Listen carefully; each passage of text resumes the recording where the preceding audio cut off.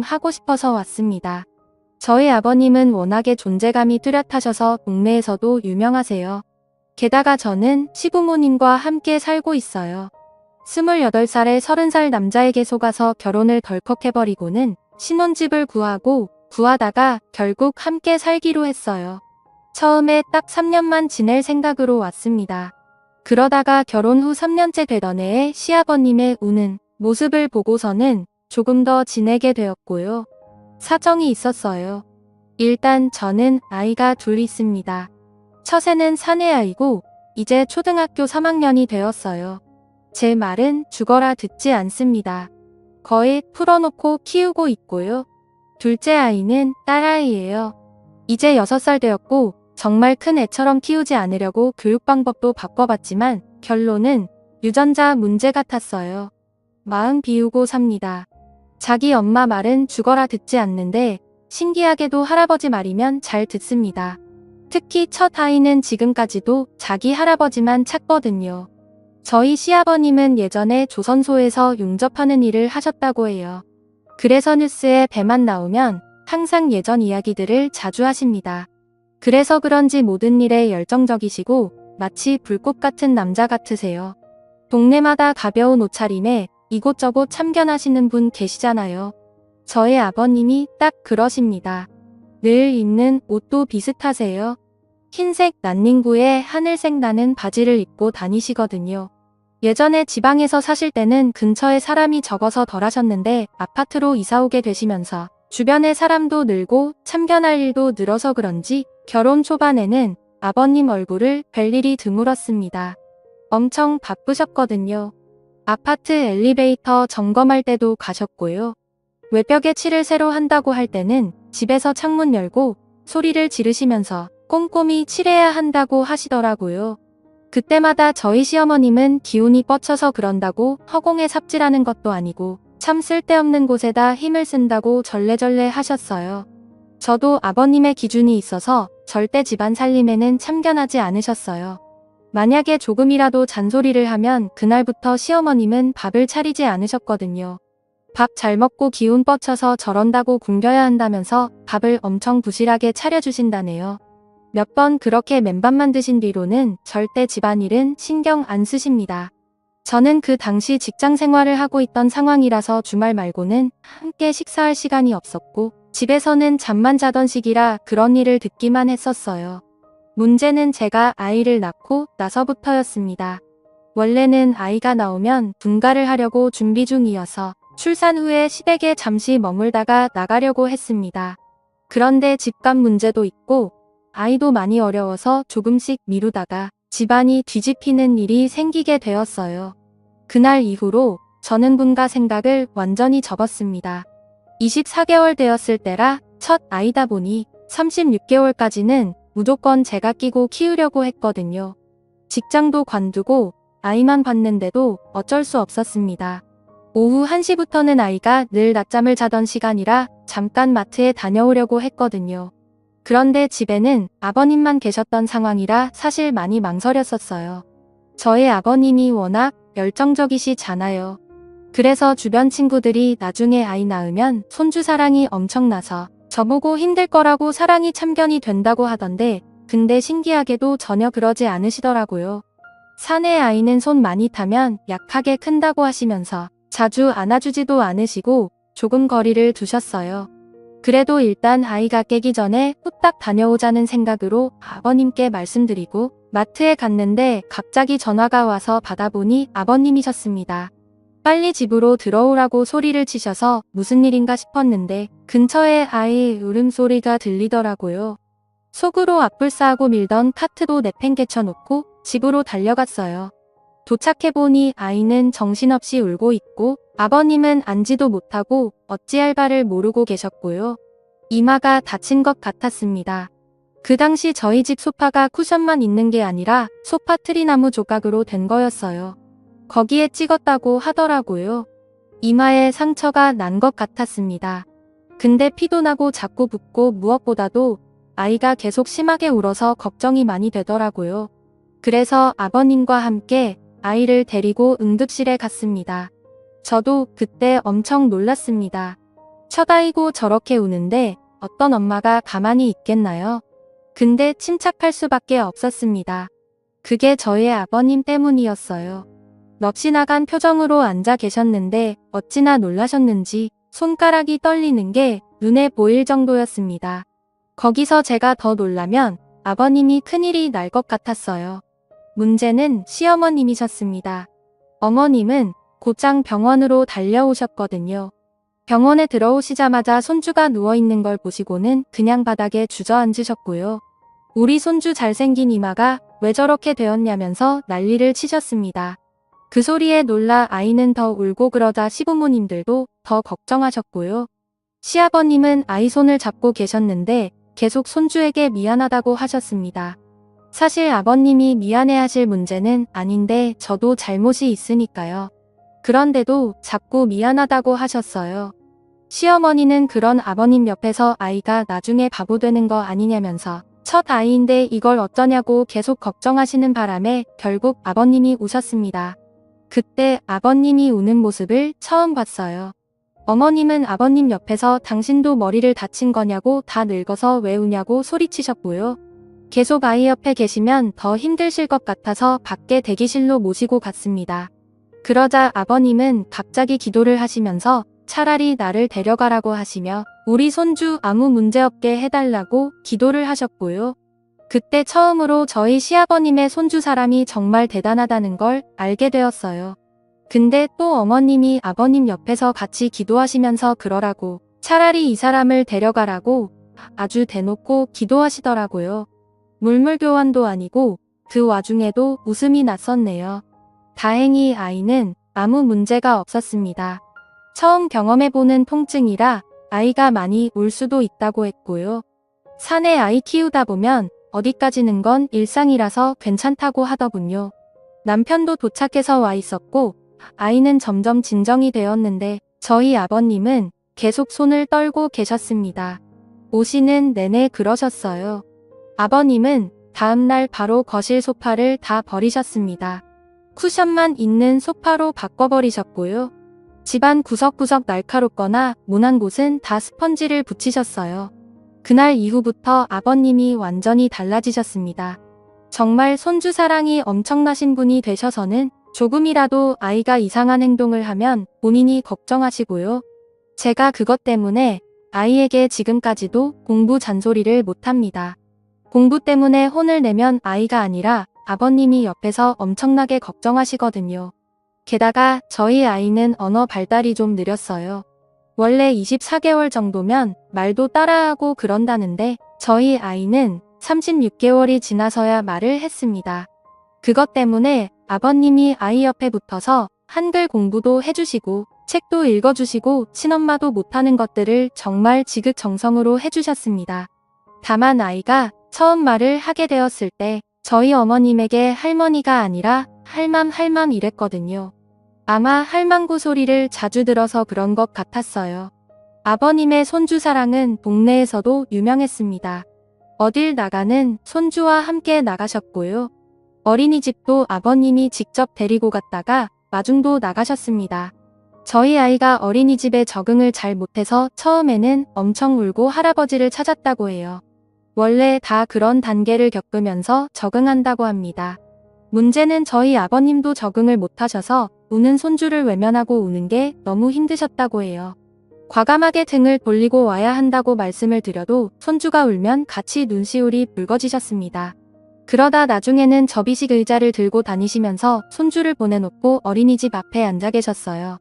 거기에 앉아 계시면 저희 아이가 어린이집에서 놀다가 창밖으로 할아버지가 있나 없나 찾아본다네요.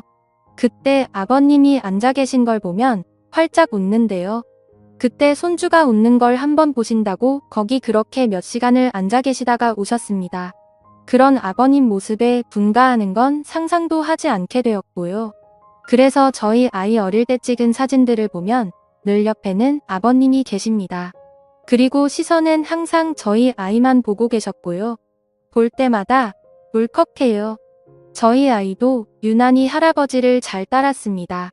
항상 아이 방에서 재우고 나오면 나중에 아침에는 할아버지 옆에서 자고 있더라고요. 왜 그런가 알아봤는데 밤에 화장실 가고 싶어서 일어나면 무조건 할아버지에게 간다네요. 그럼 또 아버님이 일어나셔서 손주 베리고 화장실 가셨다가 다시 재우신다고 하셨어요. 그렇게 저는 둘째도 낳았고 이쁜 딸아이를 낳았어요. 둘째 손주도 이뻐해 주시긴 했지만 그래도 첫째한테 정말 남다른 애정을 쏟아주셨습니다. 첫 아이는 거의 아버님이 키우신 것 같아요. 그러다 저희 아이가 유치원에 다니게 되었을 때 한 번 난리 났었습니다. 그땐 저도 화가 많이 났고요. 유치원에 다니고 나서부터 사실 좀 걱정이 되었습니다. 조부모 손에 자란 아이들이 많이 싸운다고 들었는데 오냐오냐 하며 잘하면 특히 그런다고 했습니다. 저희 아들 경우에는 조부모 손에 큰 게 아니라 그냥 품속에 있다가 유치원에 간 거잖아요. 만약 그 말이 사실이면 얼마나 많이 싸우겠나 싶었습니다. 그래서 저는 늘 아들에게 절대 싸우지 말라고 차라리 맞고 다녀도 되니 절대 때리지 말라고 심심당부했고 매일 아침마다 싸우지 말라고 이야기했습니다. 그런데 한 달쯤 지나자마자 유치원에서 전화가 오더니 저희 아들이 싸웠다고 하는 겁니다. 그때 정말 가슴이 철렁 내려앉았습니다. 올 게 왔구나 싶었어요. 대부분 자기 아이 걱정부터 한다는데 저는 무조건 상대 아이는 어떠냐고 물어봤습니다. 저희 아이가 할아버지의 사랑 때문에 덩치가 좋았거든요. 상대 아이는 상처가 없는데 그 아이가 저희 아이를 물었다고 했습니다. 그래서 팔에 물린 자국이 있다고 하더라고요. 저는 오히려 마음이 편해지더군요. 그래서 괜찮다고 이야기하고 그날은 제가 아이를 데리러 갔어요. 보니까 활짝 웃고 다 좋아 보이는데 팔뚝에 이빨 자국이 크게 나 있더라고요. 저도 부모인지라 상처를 보니 화가 좀 나긴 했는데 제 아들이 물었으면 자국 수준으로 안 끝났을 거라 차라리 다행이라 생각하고 집에 왔습니다. 집에 오면서 또 심심당부했어요. 절대로 할아버지에게 싸웠다고 이야기하면 안 된다고, 특히나 물렸다는 소리는 무조건 하면 안 된다고 했습니다. 최대한 상처를 가리려고 긴 팔을 입히고 반창고로 가렸거든요. 아이에게도 심심당부했고요. 근데 아버님은 귀신같이 아시더라고요. 참 신기했네요. 아이가 노는 모습을 보시다가 팔을 왜 그렇게 움직이냐고 하시며 아이에게 다가가셨습니다. 그러면서 팔을 걷어붙이고 붙인 밴드도 떼어버리시더라고요. 그리고는 아이 머리카락 사이사이를 보면서 다른 상처 자국이 있나 살펴보셨습니다. 사실 그건 저도 안 했던 건데 아버님이 다 살펴보시더라고요. 머리카락부터 발가락까지 아주 자세히 보시더니 그제야 아버님이 어디서 물렸냐고 친구랑 싸운 거냐고 물어보시더라고요. 저는 너무 놀랐네요. 아이는 저를 한번 쳐다보다가 할아버지를 보다가 번갈아 가며 쳐다보다가 그냥 방으로 뛰어들어갔고 아버님은 아무렇지도 않게 TV를 보시더라고요. 아버님은 별다른 반응이 없으셔서 오히려 제가 물어봤어요. 크게 물린 것도 아니니 너무 화내지 마시라고 했습니다. 근데 아버님은 괜찮다고 하셨어요. 아이들끼리 싸우건대 어떠냐고, 그리고 원래 지는 쪽이 악에 받쳐서 무는 거고 물린 쪽이 이긴 거라며 웃으시더라고요. 그래서 괜찮다고 하셨습니다. 다음 날은 아버님이 아이를 데리고 유치원에 가셨어요. 그런데 돌아오실 시간인데 늦으시더라고요. 거의 점심시간이 다 돼서 들어오셨어요. 표정이 엄청 어두워 보이셔서 무슨 일이 있었는지 여쭤봤습니다. 어제 그 싸웠다는 애 엄마를 만난다고 하시더라고요. 그래서 늦었다고 하시면서 손주를 유치원에 보내고 혹시나 해서 예전처럼 그 유치원 앞에서 계속 있으셨대요. 아무래도 손주가 물리고 와서 걱정되셨겠죠. 근데 문제는 어떤 엄마가 아이랑 같이 들어오더니 딱 봐도 화가 잔뜩 난 표정이었답니다. 그래서 유치원 가까이 가보니 저희 아이랑 싸웠던 아이의 엄마였던 거예요. 거기서 막 소리를 지르고 난리를 쳐서 아버님이 가서 이야기를 한참 나누셨다고 합니다. 좋게 이야기하고 사과도 하셨다네요.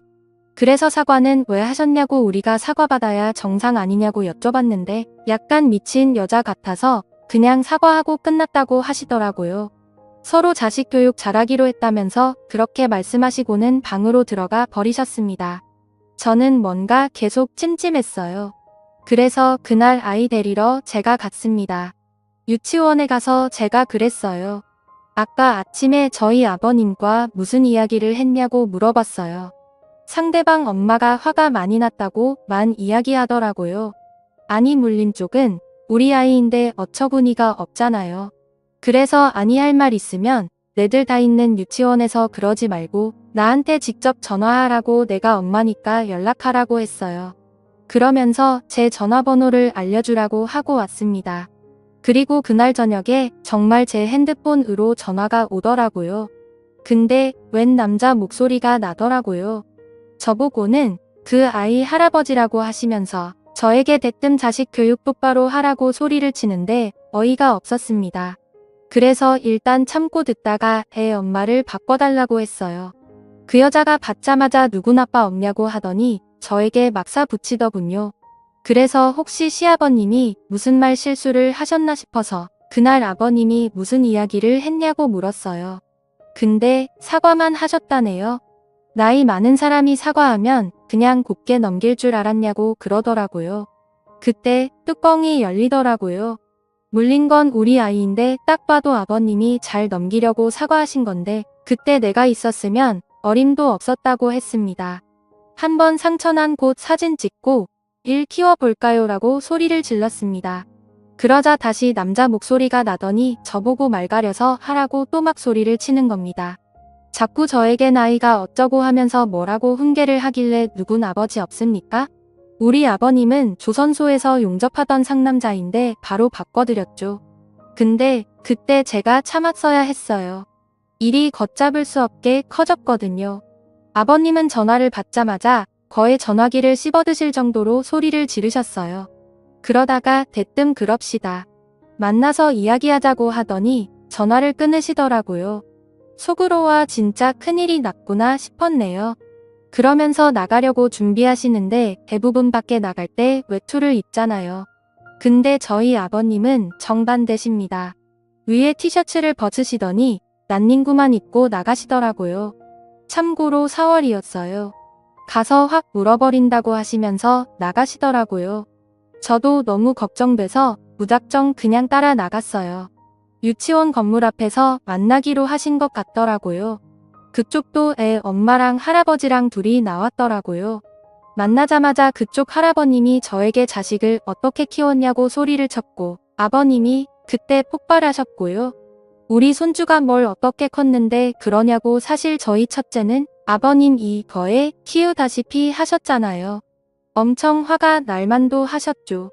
물린 건 우리 손주인데 우리한테 뭐라고 하냐면서 따지자 상대의 엄마가 자기 아이가 겁이 나서 물었다고 제 아들이 덩치가 커서 다른 아이들에게 겁을 준다고 하더라고요. 그날도 제 아들이 싸운 게 아니라 다른 애들 싸움을 말렸다고 해요. 제가 늘 싸우지 말라고 싸움은 안 좋은 거라고 뒤에 못이 박이도록 이야기를 해서 본인만 안 싸우면 될 것을 다른 애들이 싸우는 것도 말리려고 했나 보더라고요. 덩치 좋은 애가 나서서 하지 말라고 하니 제 아이 팔을 물어버린 거고요. 그렇게 어르신 두 분이 서로 소리를 지르고 있는데 갑자기 그쪽의 엄마가 저희 아버님에게 왜 했던 말을 계속 하냐고 물린 이야기를 몇 번째 하냐면서 물린 게 중요한 게 아니라 겁을 느꼈다니까요. 하며 할아버지 치매예요. 이러는 겁니다. 근데 또 저희 아버님은 그 소리에 갑자기 위축되시는 것 같았고요. 순간 제가 눈이 확 돌아버렸어요. 지금 뭐라 했냐고 정신이 나갔냐? 니 지금 뭐라 했냐고 소리를 질렀어요. 그러자 그쪽의 엄마가 두 사람 다 치매냐고 하며 했던 말 반복하게 하는 재주가 있냐고 하더라고요. 제가 비록 저희 아들에게 싸움은 나쁘다고 했지만 살다 보면 싸워야 할 순간이 있더라고요. 그의 엄마를 확 밀치며 빨리 사과하라고 했어요. 사과 안 하면 가만 안 둔다고 걸어서 집에 못 가게 만든다고 소리를 질려버렸고요. 그 엄마 어깨를 잡고 사과하라고 소리를 쳤는데 제 팔을 물더라고요. 이게 제가 물려보니까 진짜 얇았더라고요. 우리 아들은 어떻게 참았나 몰라요. 곧바로 머리채 잡고 난리가 났습니다. 그러자 양쪽 아버님들은 말리느라 정신이 없었고요. 그러다가 경찰차도 타보게 되었습니다. 잡혀간 건 며느리들인데 경찰서에서는 아버님들끼리 또 난리가 났어요. 나중에 양쪽 남편들이 도착해서 서로 사과하고 잘 마무리돼서 집에 왔습니다. 저희 아들은 할머니랑 TV를 보고 있더라고요. 머리가 산발이 돼서 들어온 제 모습을 보고 놀라서 저보고 싸웠냐고, 엄마는 왜 싸웠냐고 묻더군요. 그날부터 교육 방식을 좀 바꾸기로 했습니다. 싸워야 할 땐 싸우라고 했습니다. 대신 물지는 말라고, 그건 짐승들이나 하는 짓이라고 했어요. 그날 이후로 저는 유치원에 잘 안 갔고요. 아버님이 데려다주고 데려오고 해주셨습니다. 솔직히 제가 그의 엄마를 만나면 못 참을 것 같았거든요. 아버님은 그날 저에게 정말 잘했다고, 내가 속이 다 후련하다고 하셨습니다. 근데 그때 정말 엄청나게 화가 많이 났었습니다. 지금 와서 생각해도 신기해요. 그렇게 시부모님과 함께 지낸 지도 10년이 넘었네요. 저의 큰애가 이제 초등학교 3학년이 되었으니까요. 아버님의 손주 사랑은 여전하십니다. 늘 아이가 학교에서 오면 이마에 뽀뽀를 해주세요. 예전부터 지금까지도 다른 곳이 아닌 이마에 하십니다. 그때 생긴 상처가 거기에 있거든요. 그 상처에 뽀뽀를 해주시면서 늘 가슴 아파하십니다. 엄청 작은 상처인데 그게 눈에 밟히셨나봐요. 제 아이도 할아버지에게 오면 이마를 갖다 댑니다. 제가 직접 낳은 자식인데도 가끔은 싫을 때도 있고 미울 때도 있는데 어쩜 저렇게 한결같이 손주를 이뻐해 주시는지 가끔은 제 아들이 부러워 기도해요. 제가 이 글을 쓰게 된 이유가 옷장 정리하다가 생각나섰었거든요. 아버님 옷장을 보니 외투가 많아졌더라고요. 그래서 마음이 좀 무겁네요. 예전에는 난닝구의 하늘색 반바지 한 벌이면 봄, 여름, 가을은 끄떡없이 셨는데 그러고 보니 요즘은 난닝구만 입으신 적이 없네요. 그것도 이제 알았네요. 시간이 많이 흘렀습니다.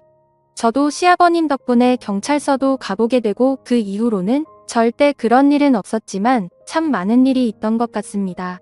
어쩌면 그때 저의 아이가 이마를 다치지 않았다면 이런 추억은 없었겠죠. 저희는 분가했을 테니까요. 그러고 보면 정말 소중한 상처인 것 같습니다. 나중에 제 아들이 더 커서 교복을 입고 군복을 입고 양복을 입을 때까지 아버님이 제 아들 곁에 오래오래 계셨으면 좋겠습니다. 이마에 뽀뽀도 해주시고요. 제가 준비한 이야기는 여기까지입니다. 아버님의 손주 사랑이 너무 크고 넘쳐서 그 사랑이 온 가정에 다 스며든 것 같습니다. 참 따뜻하네요. 사랑이 아무리 따뜻해도 난닝구만 입으시면 안 됩니다. 외투 많으시다니 다행이네요.